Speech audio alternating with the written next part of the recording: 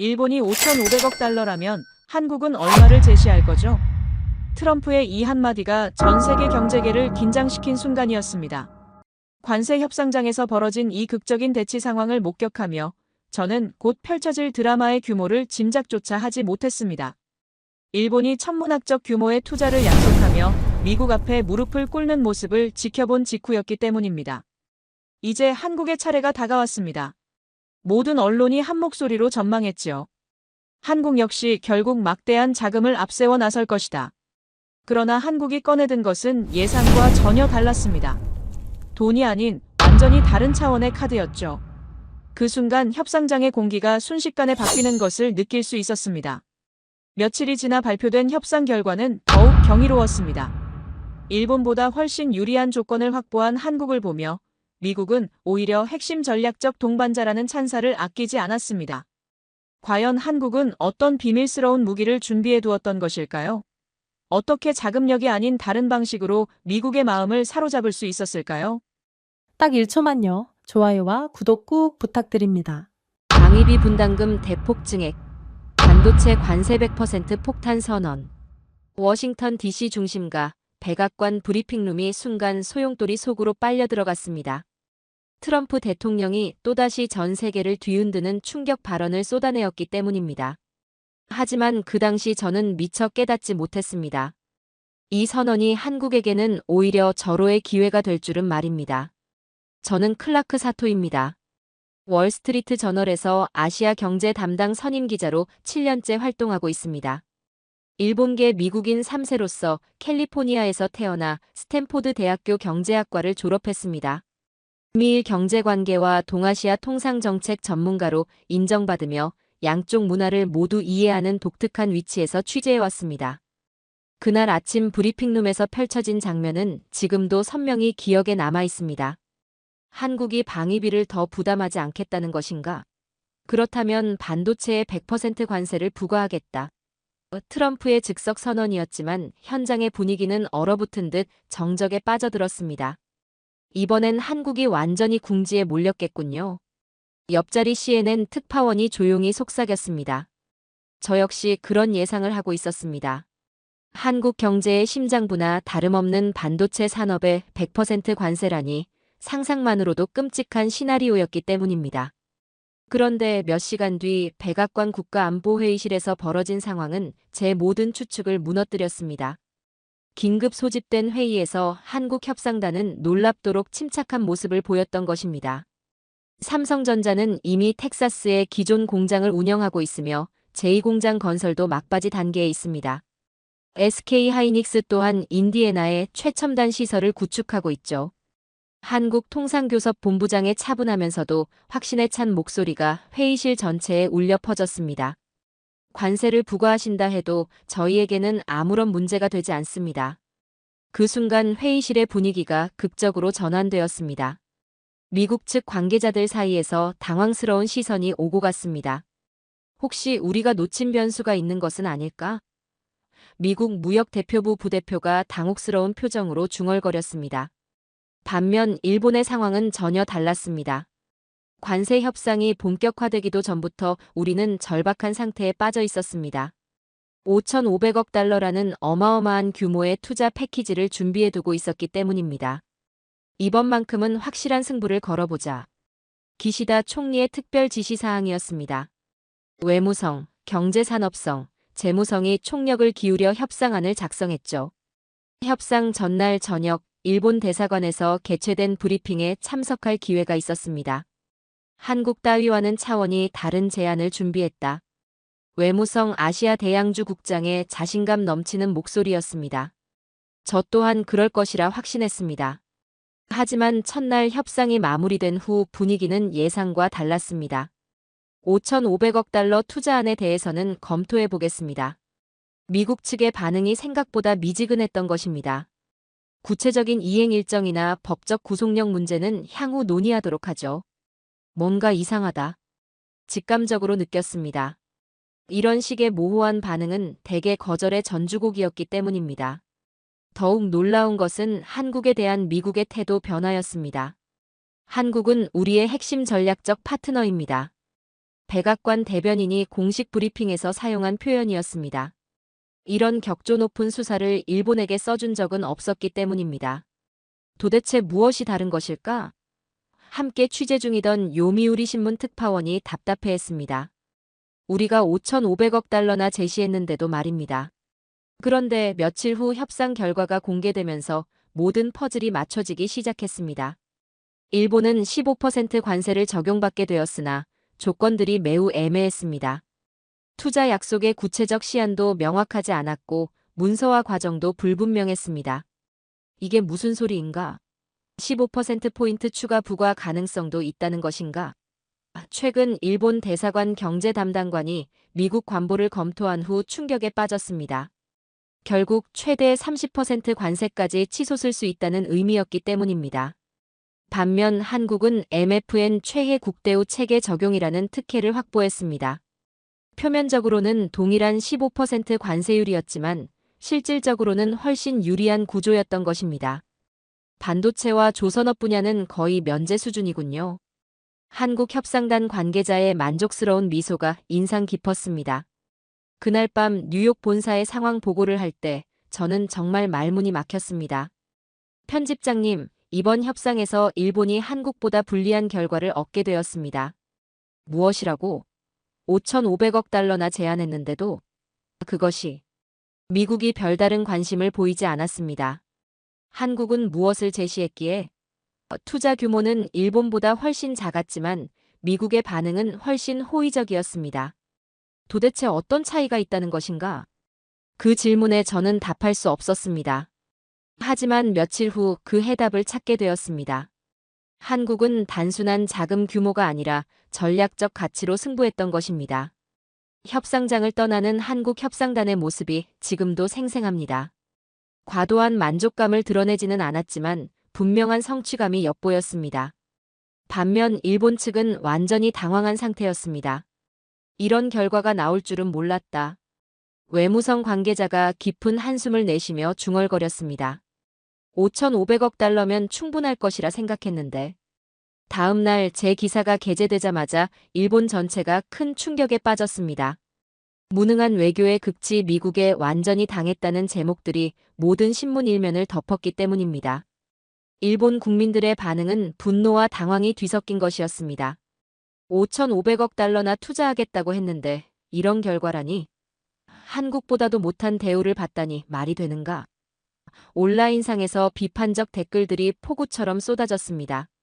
더욱 충격적인 것은 한국과의 비교 분석 기사들이었습니다. 한국 협상 전략 심층 분석이라는 특집들이 연이어 나왔습니다. 심지어 한국에게서 배워라라는 여론까지 등장했습니다. 30년 경력의 선배 기자가 탄식했습니다. 일본이 한국으로부터 무언가를 배워야 한다는 여론이 나오다니. 저는 이 모든 과정을 지켜보면서 깨달았습니다. 외교는 단순히 자금 규모로 결정되는 것이 아니라는 사실을 말입니다. 미국이 진정으로 원하는 것이 무엇인지 파악하는 능력이 더욱 중요했던 것입니다. 한국이 보여준 협상 방식은 정말 다른 차원이었습니다. 큰 소리치지 않으면서도 확실한 결과를 얻어냈기 때문입니다. 조용한 승부사라는 표현이 정확히 들어맞았습니다. 과연 한국은 어떤 비밀스러운 카드를 준비해 두었던 것일까? 이 의문이 저를 계속 괴롭혔습니다. 그리고 앞으로 펼쳐질 더 큰 반전들을 그때는 전혀 예상하지 못하고 있었습니다. 제가 가장 먼저 착수한 일은 미국 연방관보를 세심하게 분석하는 것이었습니다. 그런데 읽어갈수록 등골이 서늘해졌습니다. 일본이 체결한 15% 관세 조건에 치명적인 함정이 도사리고 있었기 때문입니다. 이게 도대체 무슨 내용인가? 저 같은 사무실 아사히 신문 기자가 제 어깨 너머로 들여다보더니 경악했습니다. 최대 30% 관세까지 올라갈 수 있다는 얘기가 아닌가. 저는 서둘러 일본 대사관에 연락을 취했습니다. 경제 담당관님, 관보 내용을 확인해 보셨습니까? 방금 전 검토했는데. 이런 조건들이 협상 테이블에서 언급된 적이 없었는데요. 목소리에서 당황스러움이 그대로 묻어났습니다. 문제의 핵심은 15% 관세율에 대한 해석 차이에 있었습니다. 기존 관세가 15% 미만인 품목들은 15%로 인상하고 이미 15% 이상인 품목들은 추가 관세 없이 기존 수준을 유지한다. 이것이 일본 측의 이해였습니다. 도쿄 외무성의 한 관계자가 저에게 설명한 내용이었죠. 우리는 15%가 상한선이라고 받아들였습니다. 그래서 총리도 그런 식으로 발표한 것이었고요. 그의 목소리에서 혼란스러움이 느껴졌습니다. 하지만 미국의 공식 해석은 완전히 다른 방향이었습니다. 추가 관세 면제 혜택을 유럽연합으로만 한정하고 일본은 아예 배제해버린 것이었습니다. 상무부에서 공개한 공식 해석서를 보고 저는 경악을 금할 수 없었습니다. 15%는 기존 관세에 추가로 부과되는 관세율, 이런 내용이 명시되어 있었기 때문입니다. 어떻게 이런 말도 안 되는 협상을 할 말을 잃었습니다. 한편 유럽연합은 완전히 다른 대우를 받고 있었습니다. 미국 유럽연합 자유무역협정 조항 적용으로 주요 품목들이 관세 면제 혜택을 누리고 있었기 때문입니다. 그런데 한국 상황을 파악하고 나서는 더욱 절망적이었습니다. 한국은 MFN 최혜 국대우 체계 적용으로 15% 관세가 고정되어 있을 뿐만 아니라 핵심 산업들은 거의 0% 수준의 혜택을 받고 있었기 때문입니다. 도대체 어떻게 이런 결과가 나올 수 있단 말인가? 제 머릿속이 완전히 백지 상태가 되었습니다. 같은 동아시아 국가인데 이토록 다른 대우를 받다니 말입니다. 그날 오후 한국 협상단의 비공식 브리핑에 참석할 기회를 얻었습니다. 저희는 처음부터 조건 없는 수용은 하지 않겠다고 분명히 했습니다. 한국통상교섭본부 관계자의 발언이었습니다. 미국이 원하는 것이 무엇인지 정확히 파악하고 그에 맞는 대안을 준비했죠. 구체적으로 어떤 대안을 말씀하시는 건가요? 제가 질문했습니다. 그건 곧 알게 되실 겁니다. 한국 측 관계자가 의미심장한 미소를 지으며 답했습니다. 같은 시각 일본 대사관은 완전히 아수라장이었습니다. 5,500억 달러 투자 약속이 이런 대우를 받을 일인가? 외무성에서 파견된 고위 관계자가 분통을 터뜨렸습니다. 한국보다 10배나 큰 투자를 약속했는데 결과는 이 모양이야. 더욱 충격적인 것은 미국 측의 반응이었습니다. 일본의 항의에 대해서 차가운 반응을 보였기 때문입니다. 협상 과정에서 충분히 설명했습니다. 미국 무역대표부 대변인의 공식 답변이었습니다. 그날 밤 도쿄 본사에서 긴급 화상회의가 열렸습니다. 클라크 기자, 현지 상황이 정말 그렇게 심각한가? 편집국장의 걱정스러운 목소리였습니다. 네, 일본이 완전히 속은 것 같습니다. 한국과 비교해서 어느 정도 차이가 나는 건가? 한국은 실질적으로 관세 혜택을 받았는데 일본은 오히려 불리한 조건을 받았습니다. 다음 날 아침 이 소식이 퍼지자마자 일본 전체가 다시 한번 발칵 뒤집혔습니다. 댓글들이 순식간에 수천 개씩 달렸습니다. 정부가 뭘 하고 있었던 거야? 한국이 어떻게 협상했는지 알아봐야겠다. 일본 국민들의 분노가 그대로 느껴졌습니다. 특히 경제 전문가들의 반응이 격렬했습니다. 이건 외교 참사다. 도쿄대학교 경제학과 교수가 긴급 기자회견에서 말했습니다. 한국의 협상 전략을 철저히 분석해서 배워야 한다. 더 놀라운 것은 여론조사 결과였습니다. 한국의 외교 전략을 배워야 한다는 의견이 68%나 나왔기 때문입니다. 이런 결과는 일본 외교사에서도 유례가 없는 일이었습니다. 이렇게 될 줄 몰랐는데. 외무성 아시아 대양주국 과장이 한숨을 쉬며 말했습니다. 한편 한국 언론들의 보도는 매우 절제되어 있었습니다. 과도한 자축보다는 사실 위주의 차분한 보도였죠. 역시 다르구나. 이런 점에서도 한국의 성숙함이 느껴졌습니다. 곧이어 더욱 충격적인 소식이 들려왔습니다. 기시다 총리가 서류와 짐을 다시 챙겨서 미국으로 향한다는 것이었습니다. 재협상을 위한 긴급 방미였습니다. 이런 굴욕이 또 있나? 선배 기자가 탄식했습니다. 총리가 짐 싸들고 다시 가다니. 총리 관저에서는 비상이 걸렸습니다. 국민들이 정부를 믿지 않기 시작했어요. 한국과 비교당하는 상황까지 와버렸어요. 관저 관계자의 말이었습니다. 반면 워싱턴에서는 한미 관계에 대한 평가가 완전히 달라지고 있었습니다. 한국은 우리가 놓칠 수 없는 파트너다. 국무부 고위 관계자가 비공개 간담회에서 한 말입니다. 이런 평가가 나오게 된 배경을 알아보려고 잠도 자지 않고 며칠간 취재에 매달렸습니다. 그런데 놀라운 사실을 발견했습니다. 한국은 협상 과정에서 단순히 경제적 이익만 추구한 게 아니었기 때문입니다. 한국은 미국의 장기적 이익을 함께 고려했습니다. 일본처럼 당장의 투자 약속으로 때우려 하지 않았어요. 미국 전략국제문제연구소 연구원의 분석이었습니다. 한국의 협상 방식은 정말 달랐습니다. 우리는 미국과 함께 성장하길 원합니다. 한국 협상단장이 협상 테이블에서 한 말이었습니다. 일본의 돈으로 해결하자는 접근과는 완전히 달랐죠. 저는 이 모든 상황을 지켜보면서 깨달았습니다. 이번 협상에서 드러난 것은 단순한 관세 문제가 아니었습니다. 한미 관계와 일미 관계의 본질적 차이가 만천하에 드러난 것이었습니다. 한국은 미국에게 파트너였지만 일본은 여전히 고객 취급을 받고 있었습니다. 이런 차이를 모르고 돈으로만 해결하려 했던 일본의 한계가 적나라하게 드러났습니다. 며칠 후 한국 외교부에서 조용한 성명을 발표했습니다. 한미 양국의 상호 이익을 위한 협상이었습니다. 과도한 자축 없이 차분하게 상황을 정리하는 모습이었습니다. 관세 협상이 마무리되자 워싱턴에서는 예상대로 다음 카드가 나왔습니다. 방위비 분담금 협상이었죠. 미국이 언제나 그랬듯이 관세로 압박한 후에는 방위비로 재협상을 시작하는 것이 루틴이었습니다. 하지만 이번에는 뭔가 달랐습니다. 저는 백악관 서관에서 열린 한미 방위비 협상 관련 브리핑을 취재하고 있었습니다. 미국 측의 요구가 예상보다 훨씬 강경했습니다. 한국의 방위비 분담금을 13조 원 더 증액해야 한다. 국방부 관계자의 발언이었습니다. 더욱 충격적인 것은 트럼프 대통령의 직접적인 압박이었습니다. 한국은 미군 없으면 72시간 내에 끝나는 나라다. 플로리다 마러라고 리조트에서 열린 비공개 만찬에서 한 말이었습니다. 참석자 중 한 명이 언론에 흘린 내용이었죠. 일본 입장에서 보면 이런 상황이 익숙했습니다. 미국은 항상 동맹국들에게 경제적 압박과 군사적 압박을 동시에 가해왔기 때문입니다. 이번에도 한국이 결국 굴복할 것이다. 일본 대사관 관계자들 사이의 중론이었습니다. 하지만 한국의 반응은 예상과 달랐습니다.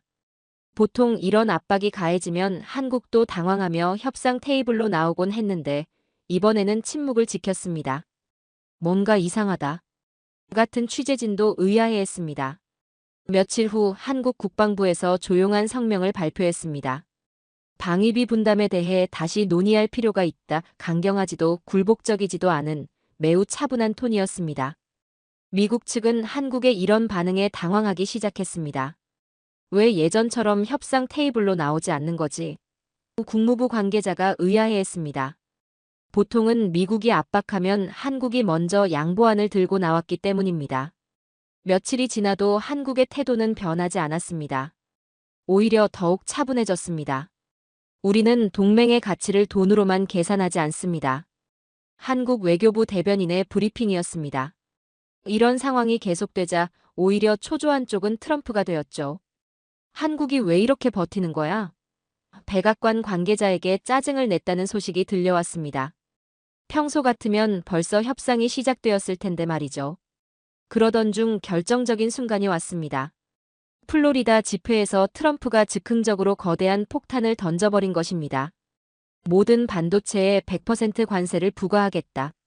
현장이 순식간에 아수라장이 되었습니다. 저는 그 순간을 생중계로 지켜보면서 경악했습니다. 방위비 협상이 막히자 즉흥적으로 경제 카드를 꺼낸 것이었습니다. 이건 너무 과격한데.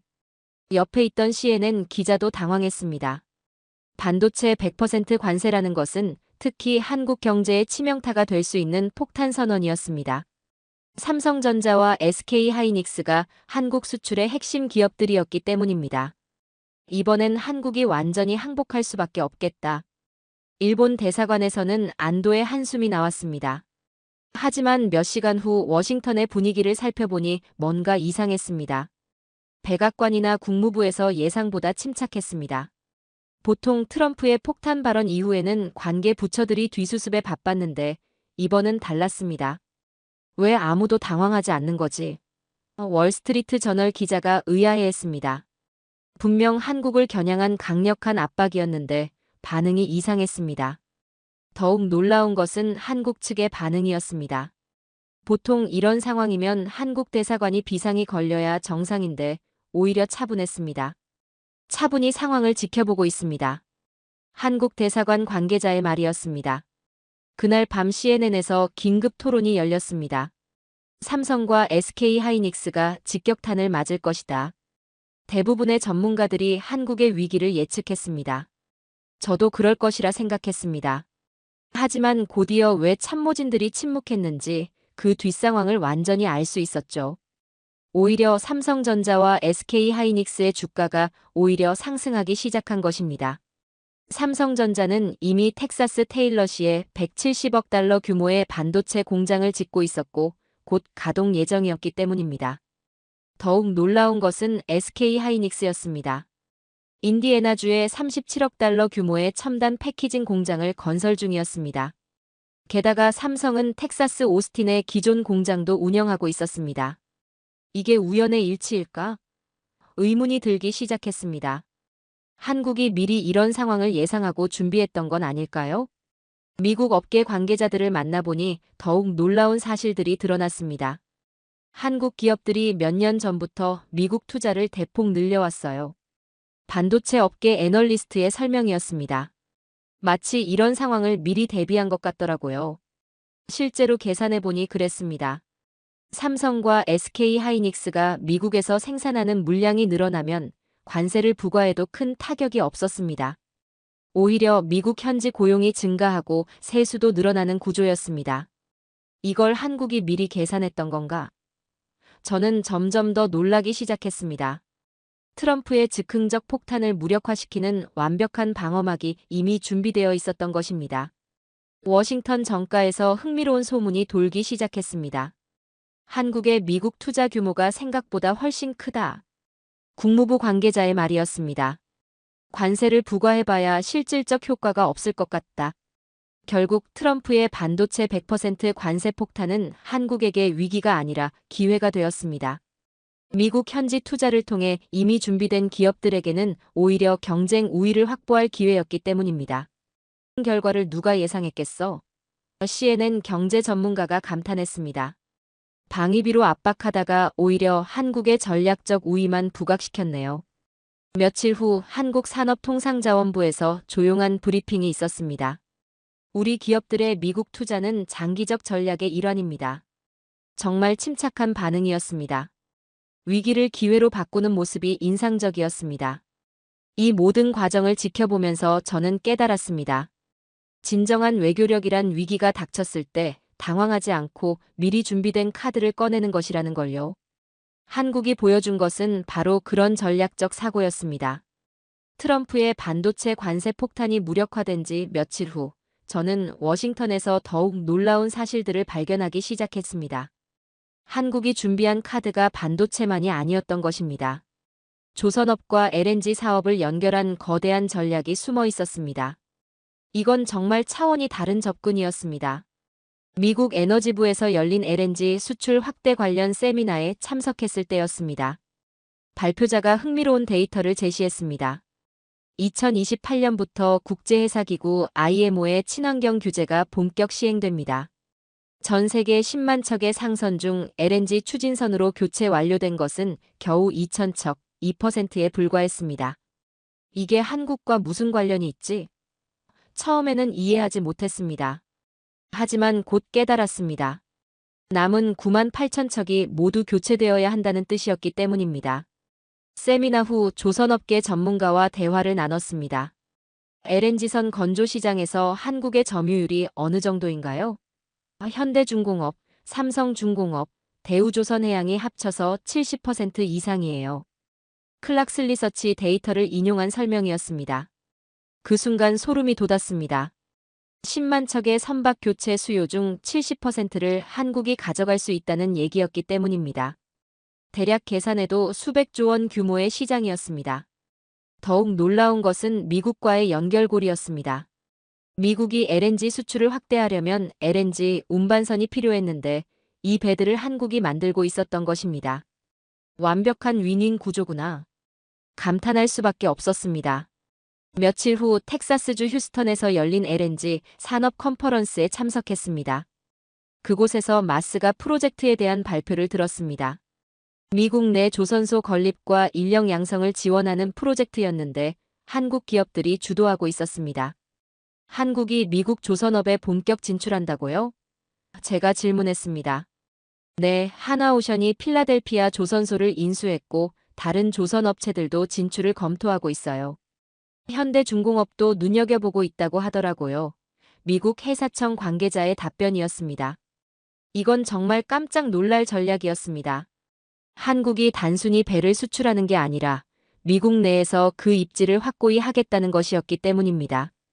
더 나아가 고용 창출까지 함께 가져가는 패키지 딜이었습니다. 한편 MFN 최혜 국대우의 위력도 점점 드러나고 있었습니다. 한국은 15% 관세가 고정되어 있었을 뿐만 아니라 반도체와 조선업 관련 부품들은 거의 0% 수준의 혜택을 받고 있었습니다. 특히 삼성전자의 경우가 인상적이었습니다. 미국 현지 생산부는 당연히 관세 0%였고 한국에서 수입하는 부분도 MFN 적용으로 최소 관세만 부담하면 되었습니다. 이런 조건을 어떻게 받아낸 거지? 일본 입장에서는 정말 부러울 수밖에 없었습니다.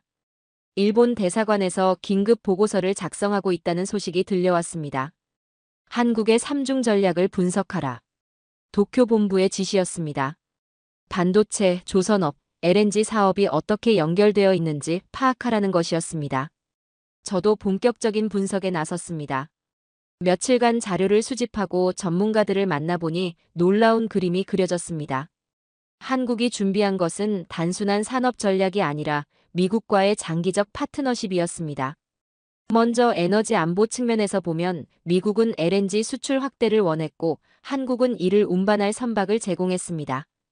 기술 혁신 측면에서는 반도체 협력이 있었고 제조업 측면에서는 조선업 협력이 있었습니다. 이 모든 것이 우연일까? 점점 더 의심스러워졌습니다. 한국이 몇 년 전부터 이런 시나리오를 그려놓고 차근차근 준비해온 것 같았기 때문입니다. 골드만삭스에서 발표한 보고서가 이런 의구심을 뒷받침했습니다. 한국의 대미 수출 전망치를 0.5%에서 1.2%로 상향 조정한다. 관세 불확실성이 해소되었을 뿐만 아니라 새로운 성장 동력이 확인되었다는 이유였습니다. JP모건의 분석도 비슷했습니다. 한국은 미국의 에너지 전략에 없어서는 안 될 파트너가 되었다. LNG선 건조와 운반, 그리고 관련 인프라 투자까지 패키지로 제공하는 나라가 한국뿐이었기 때문입니다. 일주일 후 백악관에서 흥미로운 움직임이 포착되었습니다. 국가안보회의에서 한국을 핵심 전략 파트너로 재분류했다는 소식이었습니다. 단순한 동맹국이 아니라 미국의 국익에 직접적으로 기여하는 파트너로 본다는 의미였습니다. 이런 평가를 받는 나라가 몇 개나 될까? 미국 전략국제문제연구소 연구원에게 물어봤습니다. 영국, 캐나다 정도? 아시아에서는 한국이 유일해요. 정말 놀라운 위상 변화였습니다. 한국 조선업계의 주가도 급등하기 시작했습니다. 현대중공업, 삼성중공업, 대우조선해양 모두 연일 상한가를 기록했습니다. 10년 만에 호황이 올 것 같다. 조선업계 애널리스트들의 분석이었습니다. 특히 LNG선 수주 잔량이 급격히 늘어났습니다. 2028년 IMO 규제 시행을 앞두고 선주들이 앞다투어 주문을 넣기 시작한 것입니다. 한국 조선소들이 3년치 물량을 미리 확보했다. 업계 소식통의 말이었습니다. 일본 조선업계는 완전히 다른 상황이었습니다. 미쓰비시 중공업이나 가와사키 중공업은 LNG선 기술에서 한국에 뒤처져 있었습니다. 기술 격차가 이렇게 벌어질 줄 몰랐다. 일본 조선업 관계자가 한탄했습니다. 더욱 충격적인 것은 미국의 반응이었습니다. 한국과의 협력을 확대하겠다. 에너지부 장관이 공식 발표했습니다. LNG 인프라 구축부터 친환경 선박 기술 개발까지 전방위적 협력을 추진한다는 내용이었습니다. 이런 상황을 종합해보니 한국의 전략이 얼마나 치밀했는지 알 수 있었습니다. 반도체로 관세 압박을 무력화하고 조선업으로 미국의 에너지 전략의 필수적인 파트너가 되고 LNG 사업으로 장기적 윈윈 구조를 만든 것이었습니다. 이게 바로 삼중 카드구나. 저는 감탄할 수밖에 없었습니다. 기술, 산업, 외교가 완벽하게 조화를 이룬 전략이었기 때문입니다. 며칠 후 한국산업통상자원부에서 조용한 브리핑이 있었습니다. 우리의 목표는 미국과 함께 성장하는 것입니다. 정말 겸손한 표현이었지만 그 안에 담긴 전략적 깊이는 엄청났습니다. 일본으로서는 정말 뼈아픈 교훈이었습니다. 돈으로만 해결하려던 일본과 달리 한국은 상호 이익이 되는 구조를 만들어낸 것이었습니다. 이런 차이가 결과의 차이를 만들어낸 것 같았습니다. 한국의 삼중 전략이 드러나고 워싱턴에서 결정적인 발표가 나왔습니다. 백악관 국가안보회의에서 한국을 공식적으로 전략적 파트너로 재분류한다는 소식이었습니다. 이건 단순한 수사가 아니라 실질적인 정책 변화를 의미했습니다. 일본 입장에서는 정말 충격적인 소식이었죠. 저는 그날 오후 국무부에서 열린 브리핑에 참석했습니다. 대변인이 발표한 내용은 더욱 놀라웠습니다. 주요 기업들에 대해 관세 특별 혜택을 적용한다. 구체적으로 어떤 혜택인가요? 한 기자가 질문했습니다. 미국 내 생산 기반을 갖춘 기업들은 관세 0%를 적용받습니다. 이미 준비된 기업들에게는 완전 면제라는 뜻이었습니다. 그 순간 저는 소름이 돋았습니다. 한국 기업들이 몇 년 전부터 미국 투자를 늘려온 것이 바로 이런 상황을 대비한 것이었구나 싶었기 때문입니다. 정말 치밀한 준비였습니다. 삼성전자의 경우가 가장 인상적이었습니다. 텍사스 오스틴 기존 공장과 테일러시 신규 공장까지 합치면 미국 내 생산 능력이 상당한 수준이었습니다. 170억 달러를 투자한 테일러시 공장도 곧 본격 가동되면 그 영향력이 어마어마해질 것입니다. SK 하이닉스도 마찬가지였습니다. 인디애나주 첨단 패키징 공장에 37억 달러를 투자했는데 이제 그 진가가 발휘되는 순간이었습니다. 미리 준비한 자만이 웃는다는 말이 딱 맞는 상황이었습니다. 현대자동차도 놀라운 준비를 하고 있었습니다. 엘라베마주 몽고메리 공장에서 이미 수십만 대를 생산하고 있었고 조지아주에는 전기차 전용 공장을 건설 중이었습니다. 관세 0% 혜택을 받을 수 있는 완벽한 조건이었습니다. 반면 일본 기업들의 상황은 어땠을까요? 도요타나 혼다도 미국에 공장이 있긴 했지만 한국 기업들만큼 최근 투자를 늘리지는 않았습니다. 특히 반도체 분야에서는 한국에 비해 현지 생산 기반이 약했습니다. 주력으로 내밀 수 있는 카드도 없었죠. 일본 대사관에서는 비상이 걸렸습니다. 왜 우리는 이런 혜택을 못 받는 거야? 경제 담당관이 분통을 터뜨렸습니다. 5,500억 달러 투자 약속에도 불구하고 실질적 혜택은 한국이 더 많이 받게 된 상황이었습니다. 며칠 후 골드만삭스에서 발표한 보고서가 이런 현실을 확인해줬습니다. 한국 GDP 성장률 전망을 0.7%에서 1.2%로 상향 조정한다. 관세 불확실성 해소와 새로운 성장 동력 확보가 주된 이유였습니다. JP모건의 분석도 비슷했습니다. 한국은 미국의 핵심 산업 파트너로 자리 잡았다. 반도체, 전기차, 조선업에서 미국이 필요로 하는 모든 것을 제공할 수 있는 나라가 한국이었기 때문입니다. 특히 인상적이었던 것은 조선업과 반도체의 동시 수혜 구조였습니다. 한국은 반도체로 첨단 기술 분야를 장악하고 조선업으로 에너지 인프라를 책임지는 투트랙 전략을 구사했습니다. 이런 포트폴리오를 가진 나라가 또 있을까? 미국 전략국제문제연구소 연구원의 감탄이었습니다. 한국 기업들의 주가는 연일 소폭 상승했습니다. 관세 리스크가 완전히 사라졌다. 증권가의 일반적인 평가였습니다. 더욱 놀라운 것은 미국 현지에서의 반응이었습니다. 텍사스 주지사가 삼성 공장을 직접 방문해서 감사 인사를 전했습니다. 한국 기업들이 텍사스 경제에 기여하는 바가 엄청나다. 2만 명의 직접 고용과 수만 명의 간접 고용 효과 때문이었습니다. 인디애나 주에서도 비슷한 반응이었습니다. SK 하이닉스 공장 덕분에 지역 경제가 활성화될 것이라면서 추가 투자를 요청하기까지 했습니다. 이런 환대를 받는 외국 기업이 몇이나 될까? 정말 부럽기 그지없었습니다. 한편 대만의 TSMC는 완전히 다른 상황에 처했습니다. 애리조나주에 공장을 짓고 있긴 했지만 진행 속도가 늦었습니다. 한국 기업들이 이미 생산을 시작한 상황에서 TSMC는 아직 건설 단계였습니다. 왜 우리는 이렇게 늦었을까? 대만 언론들이 한국과의 비교 분석을 쏟아내기 시작했습니다. 타이완 세미컨덕터 매뉴팩처링의 주가도 한동안 하락세를 보였습니다. 일본 기업들도 마찬가지였습니다. 소니나 도시바 같은 반도체 기업들은 미국 현지 생산 기반이 약했습니다. 한국 기업들의 선견지명이 부럽다. 니혼게이자이 신문의 분석 기사 제목이었습니다. 저는 이런 상황들을 종합해보면서 한국 전략의 핵심을 깨달았습니다. 단순히 투자 규모가 아니라 타이밍과 방향성이 중요했던 것입니다. 미국이 필요로 하는 시점에 미국이 원하는 방식으로 투자한 것이 승부처였습니다. 워싱턴 정가에서는 한국에 대한 평가가 완전히 달라졌습니다. 한국은 우리가 놓칠 수 없는 파트너다. 국방부 고위 관계자의 말이었습니다. 경제적 이익뿐만 아니라 전략적 가치까지 인정받게 된 것이었습니다. 특히 중국 견제 차원에서 한국의 가치가 재평가되고 있었습니다. 중국에 의존하지 않고도 공급망을 구축할 수 있는 나라가 한국이다. 상원군사위원회 관계자의 발언이었습니다. 관세 압박을 기회로 바꾸고 위기를 성장 동력으로 전환시킨 한국의 협상 전략에 저는 감탄할 수밖에 없었습니다. 일본으로서는 정말 뼈아픈 교훈이었습니다. 5,500억 달러라는 거대한 투자 약속에도 불구하고 하나도 실속을 차리지 못했죠. 돈의 크기가 아니라 전략적 가치가 더 중요하다는 걸 뒤늦게 깨달았습니다. 대만도 마찬가지였습니다.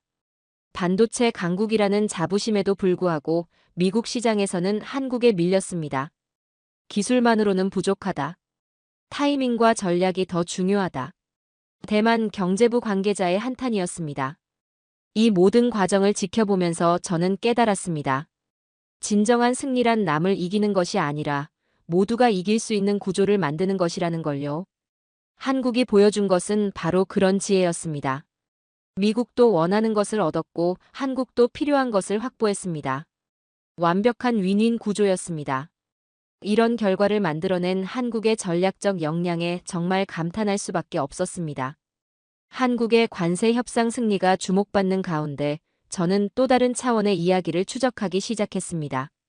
방위비 분담금 협상에서 한국이 보여준 전략이 관세 협상과 똑같은 패턴이었다는 걸 발견한 것입니다.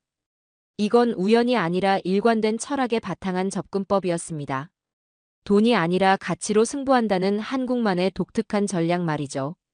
몇 달 전 방위비 협상 당시의 자료들을 다시 들여다보기 시작했습니다. 미국 국방부 관계자와의 인터뷰에서 흥미로운 증언을 들을 수 있었습니다. 한국 측이 제시한 논리가 정말 인상적이었다. 당시 협상에 참여했던 펜타곤 고위 관계자의 말이었습니다. 구체적으로 어떤 논리였나요? 제가 물었습니다. 한국은 단순히 돈을 더 낼 문제가 아니라 이미 제공하고 있는 전략적 가치를 재평가해달라고 했어요. 정말 놀라운 접근법이었습니다. 한국이 제시한 무형 자산 목록을 보고 저는 깜짝 놀랐습니다. 주한미군 28,000명이 한반도에 전진 배치됨으로써 얻는 동북아 군사 우위권을 구체적인 수치로 제시했기 때문입니다. 이런 계산을 누가 했을까? 정말 치밀한 분석이었습니다. 특히 평택 캠프 험프리스에 대한 설명이 인상적이었습니다.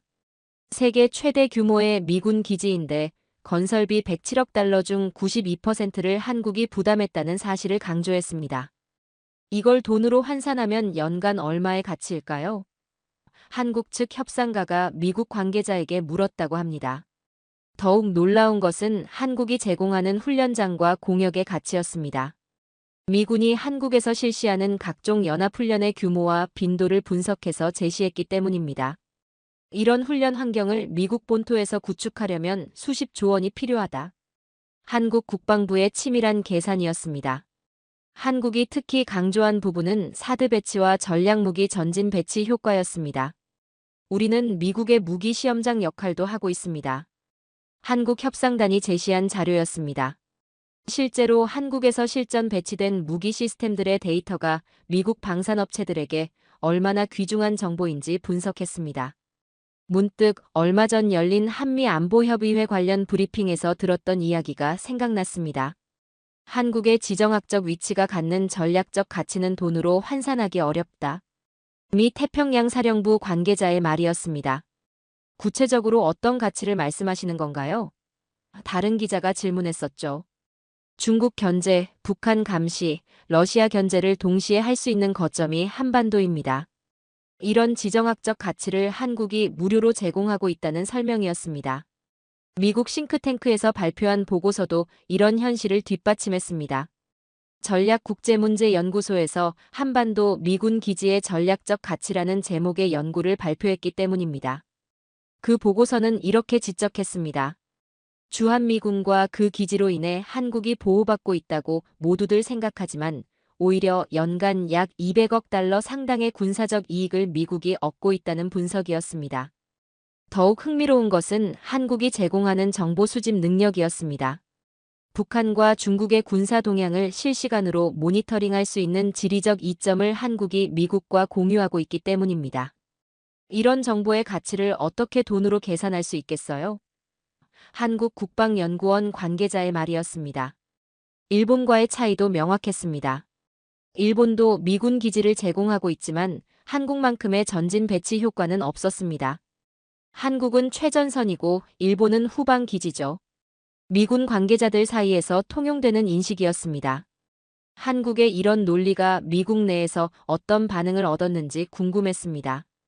펜타곤 내부 소식통을 통해 알아본 결과 상당한 설득력을 발휘했다고 합니다. 처음에는 한국이 핑계를 대는 줄 알았는데 들어보니 일리가 있더라. 국방부 관계자의 솔직한 반응이었습니다.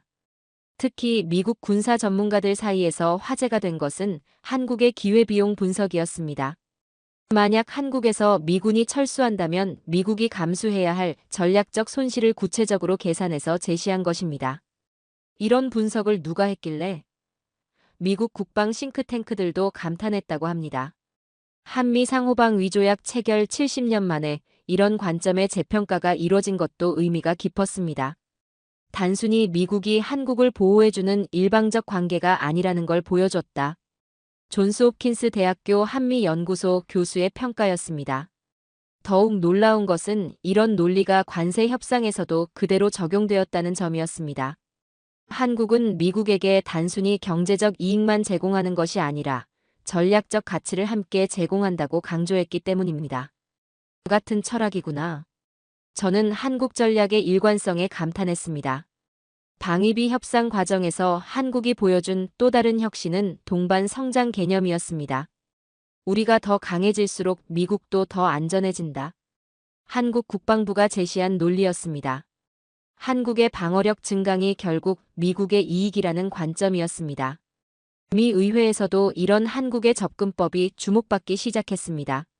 상원군사위원회에서 한국형 동맹 모델에 대한 연구를 시작했다는 소식이 들려왔습니다. 다른 동맹국들도 이런 식으로 접근하면 어떨까?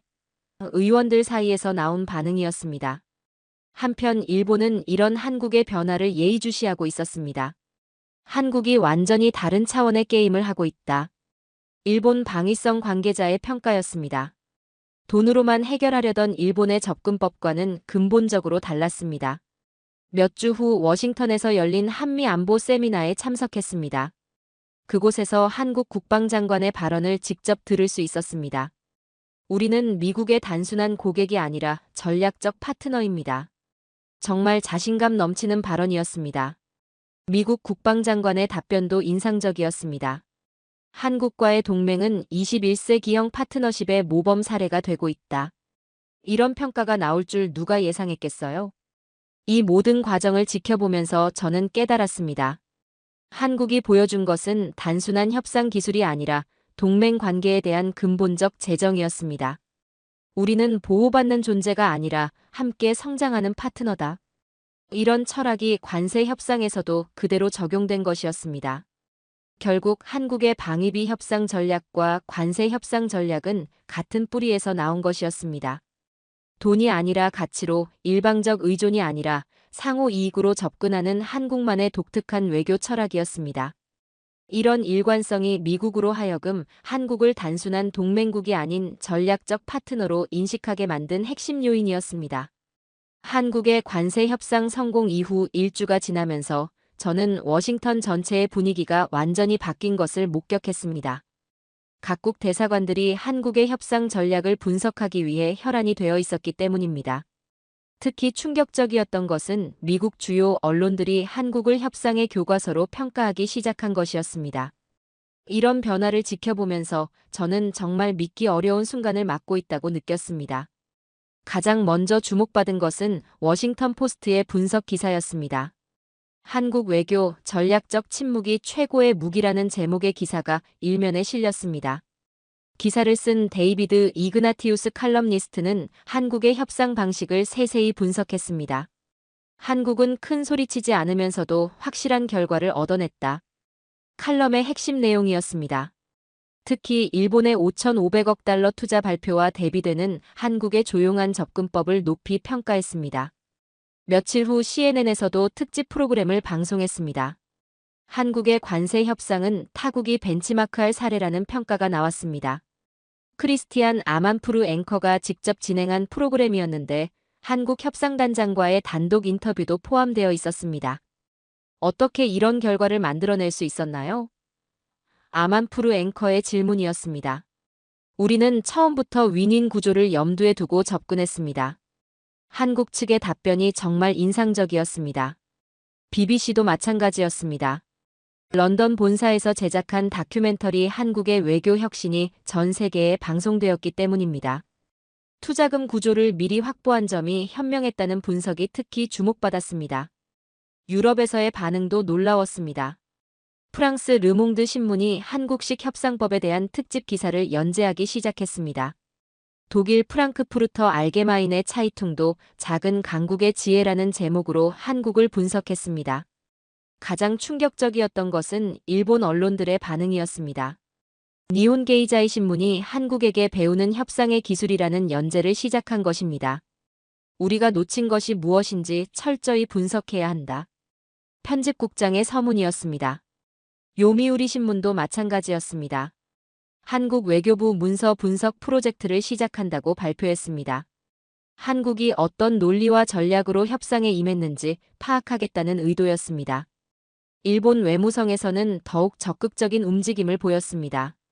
한국의 통상 협상 관련 공개 문서들을 수집해서 분석하기 시작했기 때문입니다. 한국의 협상 매뉴얼을 만들어야 한다. 외무성 통상국 관계자의 말이었습니다. EU 외교라인도 비슷한 움직임을 보였습니다. 브뤼셀에 있는 EU 대외관계청에서 한국 모델 연구팀을 구성했다는 소식이 들려왔습니다. 중견국 외교의 새로운 패러다임이라는 평가였습니다. 특히 인상적이었던 것은 영국의 반응이었습니다. 브렉시트 이후 새로운 통상 전략을 모색하던 영국이 한국의 사례에 주목하기 시작한 것입니다. 한국처럼 작지만 강한 나라의 전략을 배워야 한다. 영국 외무부 관계자의 발언이었습니다. 호주에서도 비슷한 움직임이 있었습니다. 캔버라에 있는 호주 국립대학교에서 한국 외교 전략 연구센터를 신설한다고 발표했습니다. 중국과 미국 사이에서 균형을 잡는 한국의 지혜를 배우고 싶다. 연구센터장의 설명이었습니다. 가장 놀라운 것은 싱가포르의 반응이었습니다.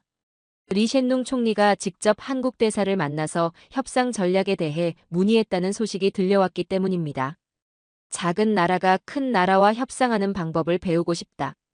총리의 관심사였습니다. 학계에서도 한국에 대한 관심이 폭발했습니다. 하버드 대학교 케네디 스쿨에서 한국 외교 사례 연구를 커리큘럼에 포함시킨다고 발표했습니다. 21세기 외교의 새로운 모델이라는 평가였습니다. 옥스퍼드 대학교에서도 비슷한 움직임이 있었습니다.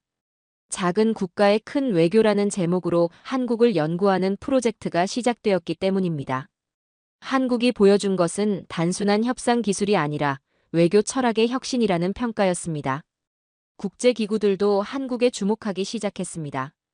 세계무역기구 WTO에서 한국의 협상 사례를 교육자료로 만든다고 발표했습니다. 다자간 협상에서도 응용할 수 있는 모델이라는 분석이었습니다. 국제통화기금 IMF에서도 한국의 사례를 연구하기 시작했습니다. 경제 외교의 새로운 패러다임이라는 제목의 보고서를 준비 중이라고 했습니다. 가장 상징적이었던 것은 유엔에서의 반응이었습니다.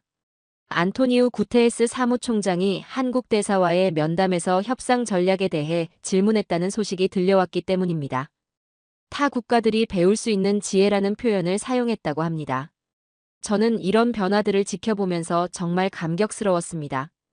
불과 몇 달 전까지만 해도 한국은 미국의 압박에 어떻게 대응할지 고민하던 나라였는데 이제는 전 세계가 배우려는 모델이 되었기 때문입니다. 교과서를 받던 나라에서 만드는 나라로 이런 표현이 딱 맞는 상황이었습니다. 특히 감동적이었던 것은 개발도상국들의 반응이었습니다. 아프리카, 남미, 동남아시아 국가들이 한국의 외교 전략을 배우기 위해 서울을 방문하기 시작했습니다. 우리도 한국처럼 할 수 있을까? 이런 희망을 품고 오는 외교관들이 늘어났습니다. 베트남 외무부에서는 아예 한국 모델 적용 TF를 만들었다고 했습니다. 태국도 마찬가지로 한국식 협상 전략을 연구하는 팀을 구성했습니다. 멕시코에서는 더욱 적극적이었습니다.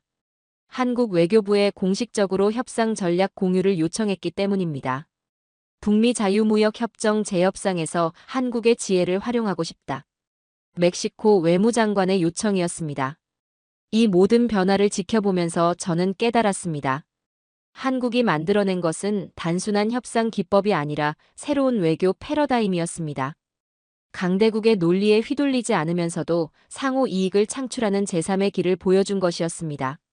한국이 단순히 자국의 이익만 추구한 것이 아니라 작은 나라들에게 희망을 주는 모델을 제시한 것 같았기 때문입니다.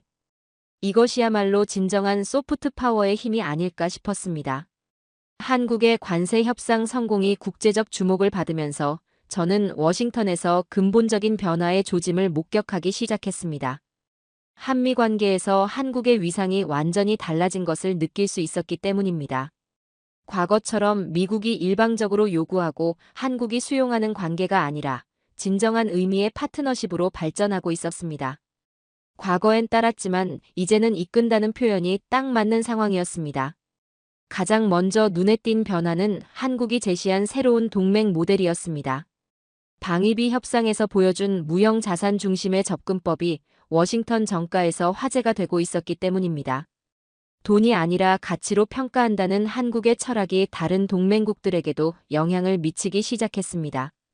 국무부에서 열린 동맹정책 세미나에 참석했을 때의 일이 인상적이었습니다. 한국 모델을 다른 지역에도 적용할 수 있을까? 정책 담당자가 진지하게 질문하더군요. 한국의 협상 방식이 이제 미국 외교 정책에 참고 사례가 되고 있었습니다. 구체적으로 어떤 부분을 말씀하시는 건가요? 다른 참석자가 물었습니다. 군사 협력과 경제 협력을 통합적으로 접근하는 방식이요. 한국이 보여준 투트랙 전략이 주목받고 있다는 설명이었습니다. 실제로 한국의 관세 협상 성공은 다른 경제 협력 분야에도 파급 효과를 가져왔습니다. 한미 자유무역협정 FTA 개정 논의에서 한국의 발언권이 크게 강화되었기 때문입니다. 과거에는 미국의 요구를 수용하는 입장이었다면 이제는 대등한 협상 파트너로 인정받게 된 것이었습니다. 특히 인상적이었던 것은 첨단 기술 협력 분야였습니다. 반도체, 인공지능, 배터리 등에서 한미 공동 연구개발 프로젝트가 급격히 늘어났습니다. 한국을 단순한 제조업체가 아닌 기술 파트너로 본다는 인식 변화가 일어난 것이었습니다. 미국 상무부 관계자와의 인터뷰에서 들은 이야기가 인상적이었습니다. 한국 기업들과의 협력이 우리에게도 큰 도움이 된다고 말하더군요. 일방적인 기술 이전이 아닌 상호 보완적 협력 관계로 발전한 것을 확인할 수 있었습니다. 한국의 위상 변화는 구체적인 수치로도 나타났습니다.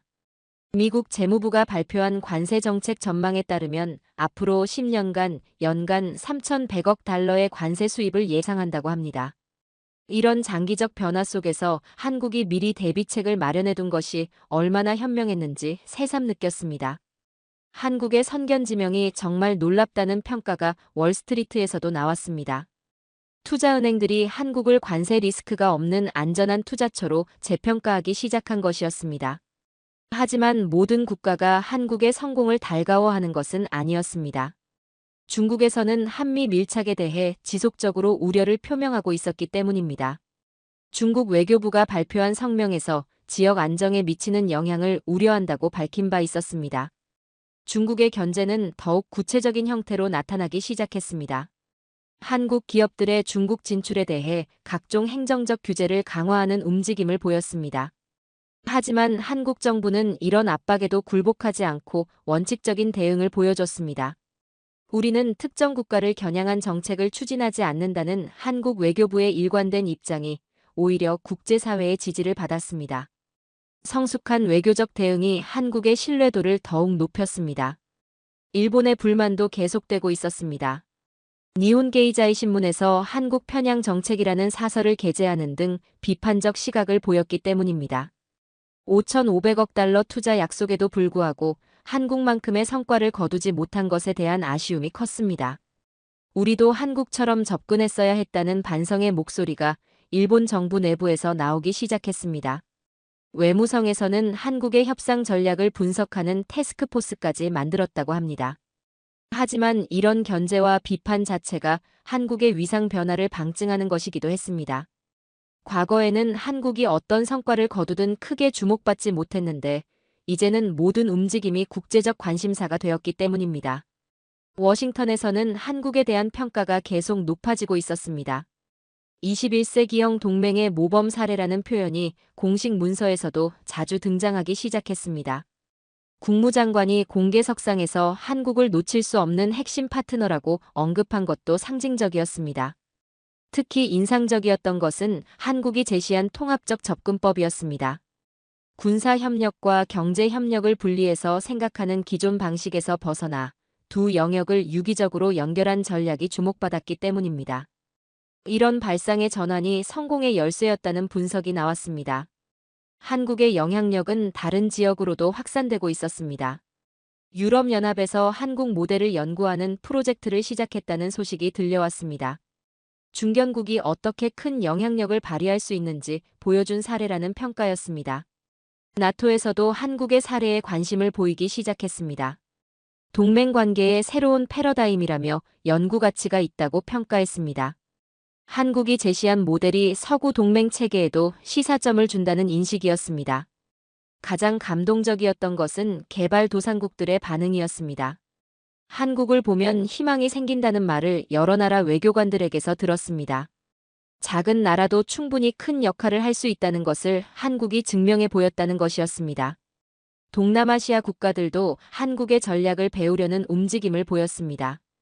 ASEAN 사무총장이 서울을 방문해서 협력 방안을 논의한 것도 그런 맥락이었습니다. 한국의 지혜를 우리도 활용하고 싶다는 요청이었습니다. 한국 외교부에서는 이런 국제적 관심에 대해 겸손하게 대응하고 있었습니다. 우리가 특별한 것을 한 게 아니라 상식적인 접근을 했을 뿐이라는 입장을 보였습니다.